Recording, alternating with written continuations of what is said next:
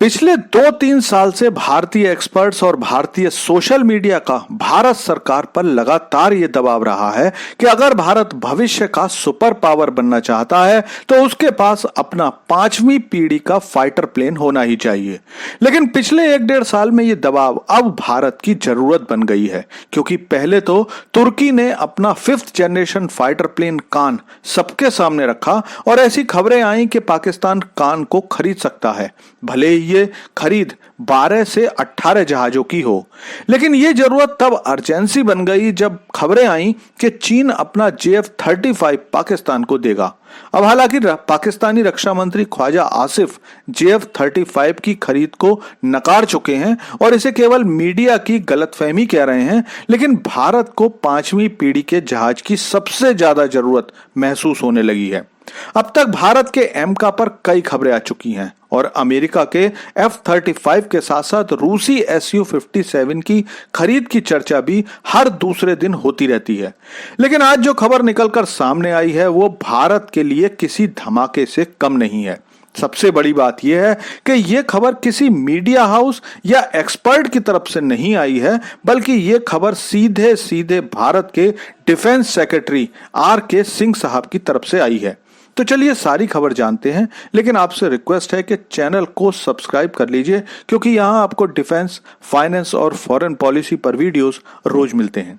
तो दोस्तों, भारत को हिंद महासागर क्षेत्र में अपना दबदबा बनाने के लिए अपने डिफेंस खर्चे को बढ़ाने की बात एक्सपर्ट्स करते रहे हैं और अब डिफेंस मिनिस्ट्री ने भी भारत सरकार से कहा है कि डिफेंस का बजट 1.9% से बढ़ाकर 2.5% करना बहुत जरूरी है। सुरक्षा चिंताओं के बारे में RK सिंह ने आज बताया कि भारत 5वीं पीढ़ी के लड़ाकू जहाजों के लिए अपने मित्र देश के ऑफर को कंसिडर कर रहा है। मतलब ये कि पिछले 6 महीने से भारत को जो रूसी Su-57E का ऑफर मिला हुआ है, भारत ने इसे पूरी तरह से नकारा नहीं है। आपको बता दूं कि रूस ने भारत को Su-57 का ऑफर दिया हुआ है। रूस ने कहा है कि अगर भारत चाहे तो Su-57 की 100% टेक्नोलॉजी को वो भारत को देने के लिए तैयार है, जिससे कि भारत उसे भारत में ही बना सके। रूस इसके लिए भारत की हर मदद करने के लिए भी तैयार है। रूस Su-57 का सोर्स कोड भी देने को तैयार है। रूस का कहना है कि भारत चाहे तो भविष्य में Su-57E को अपनी जरूरत के हिसाब से मॉडिफाई भी कर सकता है और उसमें अपने हथियार या फिर टेक्नोलॉजी भी लगा सकता है। अब हालांकि defence secretary RK Singh ji ने किसी देश का नाम तो नहीं लिया है, लेकिन माना यही जा रहा है कि भारत Su-57 को प्राथमिकता देगा। अब हो सकता है आप लोगों में से कुछ लोग ये सोचें कि जो जहाज अभी पूरी तरह से जांचा परखा भी नहीं गया है वो भारत क्यों लेगा, जबकि खुद अमेरिका दुनिया के सबसे अच्छे फाइटर प्लेन F-35 का ऑफर भारत को दे चुका है और वो भी कई बार।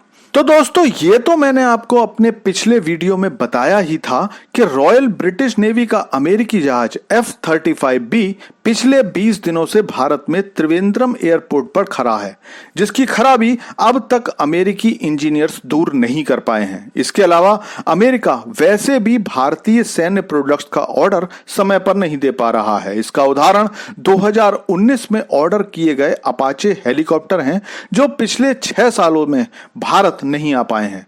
भारत के स्वदेशी फाइटर जेट प्रोग्राम तेजस को तो अमेरिकी कंपनी GE की वजह से पिछले 1.5 साल की देरी हो चुकी है। इसीलिए भारतीय एक्सपर्ट्स यही मान रहे हैं कि इसी साल जब रूसी राष्ट्रपति पुतिन भारत आएंगे तो भारत Su-57 का एक ऑर्डर रूस को दे सकता है।